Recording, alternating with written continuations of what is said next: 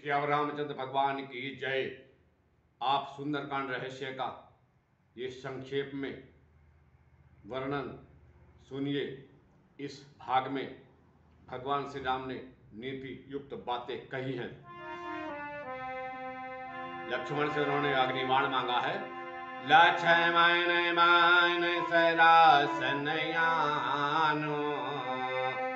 सौ बायरिधि विशिख कृष्णा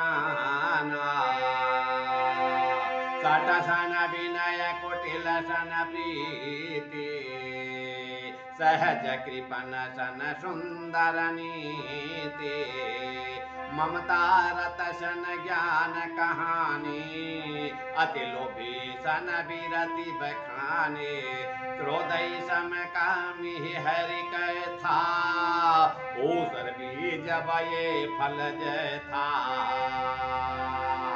अस कही रघुपति चाप चढ़ावा यह मत लक्ष्मण के मनि भावा संधाने ओ प्रभु विशिख कराला उठी उदधि उरयंतर ज्वाला और मकर गजस कनय कुलाने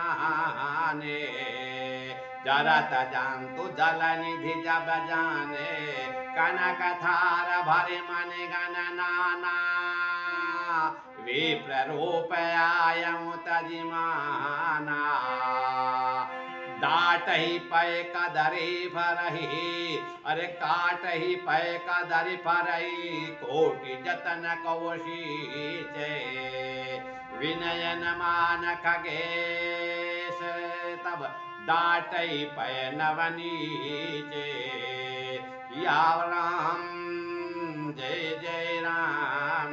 भगवान राम ने कहा देखो लक्ष्मण मुझे 3 दिन बीत गए हैं फिर भी इस समुद्र ने मेरी प्रार्थना नहीं सुनी। तुम जाओ मेरा अग्नि बाण लेकर के आओ, मैं इस समुद्र को अपना अग्नि बाण से सुखा दूंगा।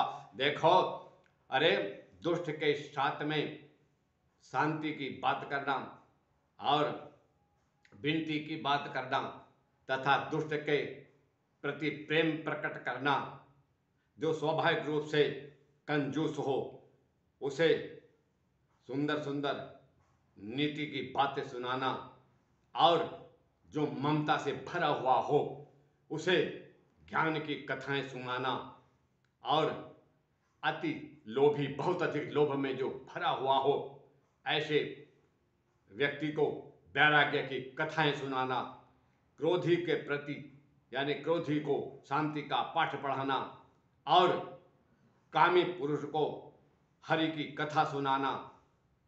ऊसर यानी बंजर भूमि में बोए गए बीज की भांति है, जैसे बंजर भूमि में बीज नहीं उगता उससे फल नहीं प्राप्त होता कोई भी, उसी प्रकार से ऐसे इन लोगों से यानी सावधान रहना होगा।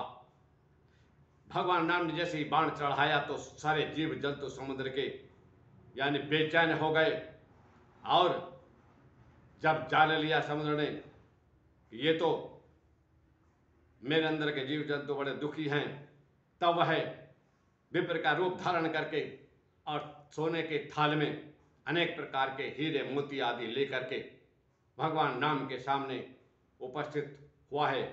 भगवान राम ने यहाँ बताया कि देखो किसी भी यानी केले के पेड़ को यदि न काटा जाए तो वह चाहे कितना भी उसको सींचते रहो फिर भी फल नहीं प्रदान करता।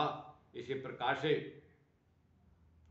जो निम्न प्रवृत्ति वाले मनुष्य होते हैं जिनका स्वभाव ही बिल्कुल गिरा हुआ होता है, यहाँ नीच प्रवृत्ति की बात कही है, जाति की बात नहीं की, याद रखना।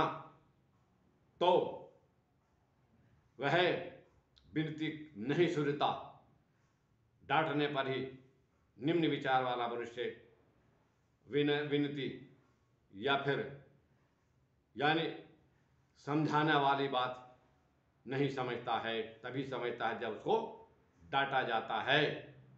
इस प्रकार से भगवान राम ने ये नीति की बात कही है।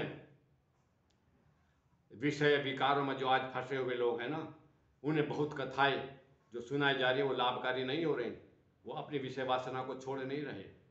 तो ये ध्यान रखना होगा। विषय विकारों को मिटाने के लिए श्री राम कथा भागवत कथाएं ये नहीं मिटेंगे तो इसका कोई लाभ नहीं होने वाला। तो बोलिए श्री रामचंद्र भगवान की जय।